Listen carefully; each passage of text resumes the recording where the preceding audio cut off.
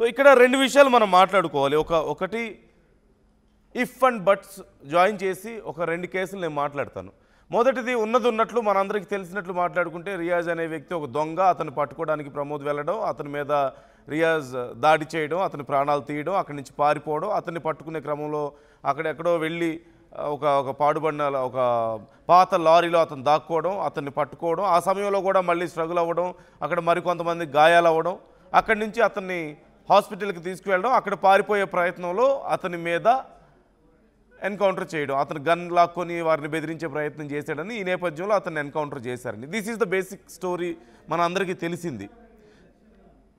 కానీ రియాజ్ తల్లి చెప్తున్న మాట ఏంటంటే, అసలు ప్రమోద్ అనే వ్యక్తి కానిస్టేబుల్ మరణానికి రియాజ్కి సంబంధం లేదు, ఇంకేదో జరిగింది. ఆసిఫ్ అనే వ్యక్తి అడగాలి, ఈ విషయం అంతా కూడా అతని ఇన్వాల్వ్మెంట్ ఉంది, మిగతా పోలీసులు ఇంకేదో కుట్ర చేస్తున్నారు, అతని ప్రాణాలు పోవడానికి రియాజ్కి సంబంధం లేదంటున్నారు. అట్ ది సేమ్ టైం రియాజ్ని ముందే చిత్రహింసలు పెట్టి అతని మీద 3rd డిగ్రీ ప్రయోగించి అతన్ని నానా రకాల చిత్రవద చేశారు, అతని మెడ విరిచేశారు, పేగులు బయటకు వచ్చాయి. కాబట్టి ఆ తర్వాత అతని ప్రాణాలు పోయిన తర్వాత హాస్పిటల్ దగ్గరికి తీసుకెళ్ళి డ్రామా చేశారని చెప్పేసి మాట్లాడుతుంది రియాజ్ తల్లి. సో ఈ రెండు కేసుల్లో చూస్తే, మొదటిది ఒకవేళ నిజంగానే రియాజ్ వల్ల ఆ కానిస్టేబుల్ ప్రాణాలు కోల్పోయాడే అనుకుంటే మాత్రం, అతన్ని ఇలా కావాలని ప్రాణాలు తీశారు, అతన్ని చిత్రవద చేశారు, అతను అంటే అతని తల్లే ఇక డౌట్స్ ఎక్స్ప్రెస్ చేస్తున్నారు కదా, తల్లికి సమాధానం చెప్పాల్సిన బాధ్యత లేదా? కొడుకే కదా, వాళ్ళ కుటుంబాన్ని ఇప్పటికీ హింసిస్తున్నారు పోలీసులు అని చెప్పి వాళ్ళు మాట్లాడుతున్నారు. సో వాళ్ళకి ఆ డౌట్స్ క్లియర్ అవ్వాలి, వాళ్ళకి ఆ ప్రెషర్ తగ్గాలి. అట్ ది సేమ్ టైం ఒకవేళ రియాజ్ వల్ల ఆ కానిస్టేబుల్ ప్రాణాలు కోల్పోయినప్పటికీ కూడా దానికి ప్రతీకారంగా చాలామంది ఇలా చేయాలి, అతని ప్రాణాలు తీసేయాలి, అతను ఎన్కౌంటర్ చేయాలని చెప్పి చాలామంది కోరినప్పటికీ కూడా పోలీసులు చేయాల్సిన పని ఇది కాదు కదా. ఇంకా చట్టాలు ఉంది ఎందుకు? ఒక కానిస్టేబుల్ ప్రాణాలు పోయాయి కాబట్టి పోలీసులు పగ తీర్చుకున్నట్లు అవుతుంది. ఒకవేళ రియాజ్ తల్లి చెప్పినట్లుగా కనుక జరిగి ఉంటే, రేపు ఇంకెవరైనా బయట వాళ్ళకి ఏదైనా నష్టం జరిగితే వాళ్ళు కూడా అలా చేయవచ్చా? చట్టాలతో సంబంధం లేదా? ఇంకెందుకు చట్టాలు? మరి చట్టాలకు మీనింగ్ ఏముంది? పోలీసులే ఆ చట్టాలను అతిక్రమిస్తే జనం కోరుకుంటున్నారనో, పబ్లిసిటీ పెరిగిందనో, మీడియాలో బాగా వార్తలు వస్తున్నాయని చెప్పేసి పోలీసులు కూడా ఎమోషనల్ అయిపోయి ఇలా చేస్తే, ఒకవేళ రియాజ్ తల్లి చెప్తుంది నిజం అనుకుంటే, ఒకవేళ ఆ కేసులో అది తప్పు ఖచ్చితంగా, దానికి సంబంధించి విచారణ జరగాలి. అలా జరగలేదని చెప్పి ప్రూవ్ చేయాల్సిన బాధ్యత ఉంది పోలీసులకి. ఇక్కడ పోలీసులు ప్రూవ్ చేసుకోవాలి వాళ్ళ చిత్తశుద్ధిని, వాళ్ళ నిజాయితీని ప్రూవ్ చేసుకోవాలి ఈ విషయంలో ఖచ్చితంగా. రెండోది, ఆవిడ అడుగుతుంది రియాజ్ ఒంటి మీద అన్ని దెబ్బలు ఎందుకున్నాయి, రియాజ్ హాస్పిటల్కి వచ్చేటప్పుడు అతను నార్మల్గా వచ్చాడనడానికి ప్రూఫ్ ఏంటి, అక్కడ సీసీ కెమెరా విజువల్స్ ఏమయ్యాయి, ఇది అడుగుతున్నారు.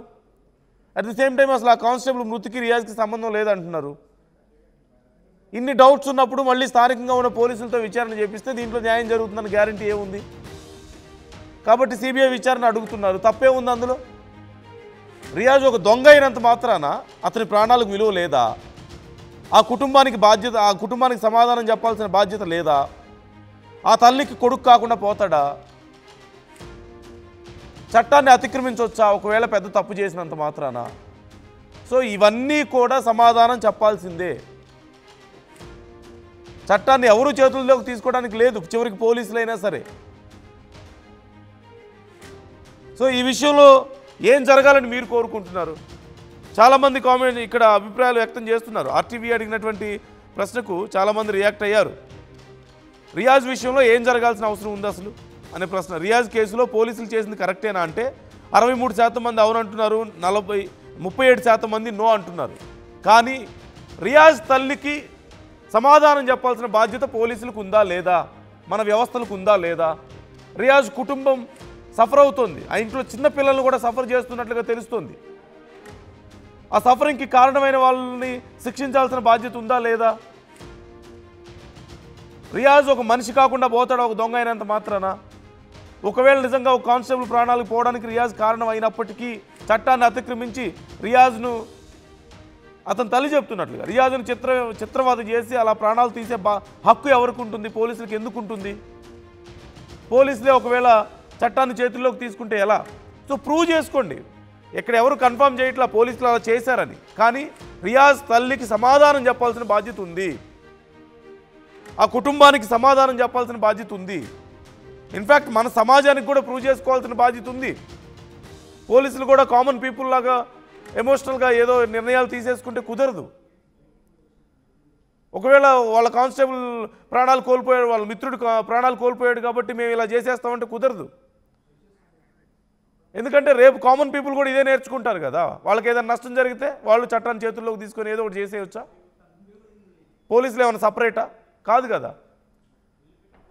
సో ఈ విషయంలో ఖచ్చితంగా ఒక ప్రత్యేకమైన టీంతో విచారణ జరగాలి. అది సిబిఐ విచారణ జరుపుతారా, లేకపోతే ఒక స్పెషల్ జడ్జిని నియమించి వాళ్ళ ఆధ్వర్యంలోనే ఏదైనా విచారణ జరుపుతారా పక్కన పెడితే, దీంట్లో ప్రాపర్గా విచారణ జరగాలి.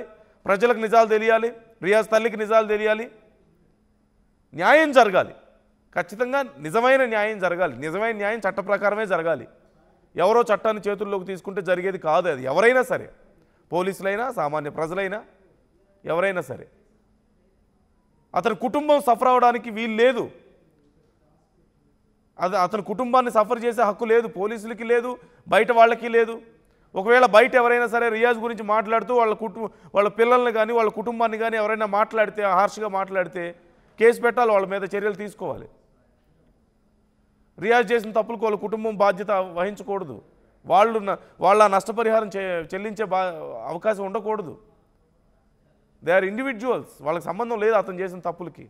సో ఈ విషయాల్లో మీ అభిప్రాయాలు కూడా కామెంట్ చేసే ప్రయత్నం చేయండి. మీరేమనుకుంటున్నారు? రియాజ్ తల్లి చెప్తున్నటువంటి మాటలకు మీకు ఎలా అర్థమవుతున్నాయి? ఈ విషయంలో విచారణ జరగాల్సిన అవసరం ఉందా లేదా, ఇక్కడితో వదిలేయాలా లేదంటే ఈ విషయాన్ని కామెంట్ చేసే ప్రయత్నం చేయండి మీ ఒపీనియన్స్ని. ఒకసారి రియాజ్ తల్లి ఏం మాట్లాడారో మరొకసారి నేను మీకు వినిపించే ప్రయత్నం చేస్తాను. మానవ హక్కుల సంఘం నుంచి ఎలాంటి రెస్పాన్స్ వస్తుందో కూడా నేను వినిపిస్తాను మీకు ఒకసారి. రియాజ్ వాళ్ళ పేరెంట్స్ని అరెస్ట్ చేసి తీసుకెళ్ళి ఇంటరాగేషన్ పేరు మీద వాళ్ళ టార్చర్ చేస్తామని తెలిసిందని రియాజ్ హిమ్సెల్ఫ్ సరెండర్ చేశాడు. వాడు ఒక పోలీస్ కానిస్టేబుల్, ఒక గవర్నమెంట్ ఎంప్లాయీని నిజామాబాద్లో ఉంటాడా? వాడు నిజామాబాద్ వదిలేసి వెళ్ళిపోతాడు కదా. ఫ్యామిలీని ఇన్ఫార్మ్ చేస్తారు కదా, మీరు కూడా ఎక్కడ తప్పించుకోవడం అంటారు కదా. అలాంటి ఏం చేయలేదు. ఫ్యామిలీ ఇంట్లో ఉంది, ఫ్యామిలీ వెయిట్ చేస్తుంది రియాజ్ వస్తాడని. ఆయన అక్కడే ఉన్నాడు. వాళ్ళ ఫ్యామిలీని తీసుకొని 24 hours టార్చర్ చేశారంటే వీళ్ళు వినరు అని స్వయంగా సరెండర్ చేశాడు. ఆ సరెండర్ చేసిన దాంట్లో ఆయన మీద చేసి 3rd degree టార్చర్లో కస్టడీలో రియాజ్ది డెత్ అయిపోయింది. ఇప్పుడు ఆ డెత్ కవర్ చేయడానికి అతను తీసుకెళ్ళి హాస్పిటల్లో 4th floor సైకాట్రిక్ వార్డ్ ఉంది, ఇంకొక 2 wards ఉన్నాయి. వాళ్ళందరూ పేషెంట్ని 2 days హాలిడేస్ ఇచ్చేశారు. మీరు 2 days తర్వాత అన్ని పంపించేశారు, ఖాళీ చేశారు హాస్పిటల్. 4th floor వెకేట్ చేసి ఒక పేషెంట్కి ఐసీయూ తీసుకెళ్తారు, ఎమర్జెన్సీ తీసుకెళ్తారు. ఇతను తీసుకెళ్ళింది రూమ్ నెంబర్ 407. ఎలా అంటే దానిపైన పెద్ద గ్రిల్స్ ఉన్నాయి, రాడ్స్. అంటే అది ఖైదీకి వార్డ్, అది ఖైదీల వార్డ్ గవర్నమెంట్ హాస్పిటల్లో. ఆ వార్డుల నుంచి బయట రావడం is impossible with all police security. చేయిలు కట్టేసి ఉంది, ఇవన్నీ బోన్స్ బ్రోకన్, నోస్ బ్రోకన్. అలాంటి మనిషి గన్ లాక్కొని అటాక్ చేయడానికి వెళ్ళారు అని ఒక స్టోరీ క్రియేట్ చేసి ఒక బుల్లెట్స్ కొట్టారు. ఈ ఇన్వెస్టిగేషన్ ఇవన్నీ మేము అక్కడ వెళ్ళి పర్సనలీ చాలా కలిసి జనాలతో, ఎంప్లాయీస్తో, హాస్పిటల్ వార్డ్ స్టాఫ్తో, పేరు ఎవరిది నేను చెప్పలేదు కానీ వాళ్ళతో కలిసి ఇన్ఫర్మేషన్ గ్యాదర్ చేసాం. సిబిఐ మాకన్నా చాలా మంచి ఇన్వెస్టిగేట్ చేయగలుగుతారు. సో అందుకే మేము డిమాండ్ అక్కడ ప్రెస్ కాన్ఫరెన్స్ హైదరాబాద్లో చెప్పినాము, వీ వాంట్ సిబిఐ ఎంక్వైరీ. ఇప్పటి వరకు 1% కూడా దాని మీద ఏం చేయలేదు. ఎవరు ప్రెషర్ ఉంది, పోస్ట్ మార్టం కూడా వాళ్ళు ఇవ్వరు. అదే బాడీ ఇచ్చారు కదా, బాడీ స్నానం చేస్తాం కదా, దాంట్లో మెడ ఇట్లా పడిపోతుంది, అసలు స్టేట్ లేదు. ఇది కొట్టేశారు. ఈ బోన్స్ मुर्गा के बच्चे जानवर के बच्चे बदतर करे बेटा, तुम्हारे लोग करे तो नहीं करते थे। ये मुसलमान का एक बच्चा है बोल के ऐसा करे। आज मेरा बेटा नहीं, सबके बेटा से होता, सबके बच्चे लावर्सी होती, बीवी बेवा होती। आज किसका भी बेटा मेरे बेटे से, अल्लाह किसका बेटे से नहीं होना। पूरा गर्दन तोड़ के ये फोड़ के ये फोटा बिठाए चुपते भी लाके उन्हें कहाँ से उठा सकता, बताओ ना। फिर कैमरे रखते ना पड़े था, क्यों नहीं बता रहे मेरे बच्चे ऐसा मारा तो हम मारे बोलते। मेरे को जरा दिल सुकून तो मिलता ना, सुकून तो मिलता, सही मेरा बेटा मारा।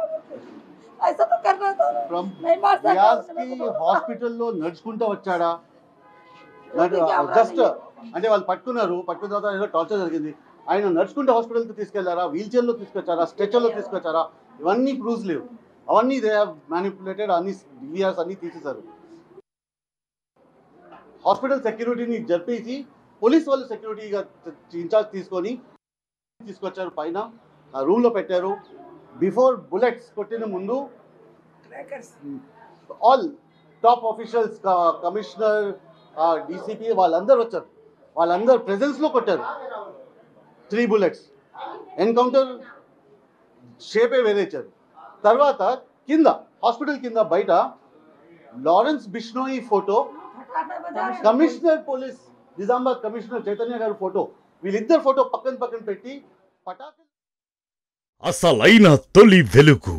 ఫాలో వాట్సాప్ @తొలి వెలుగు official.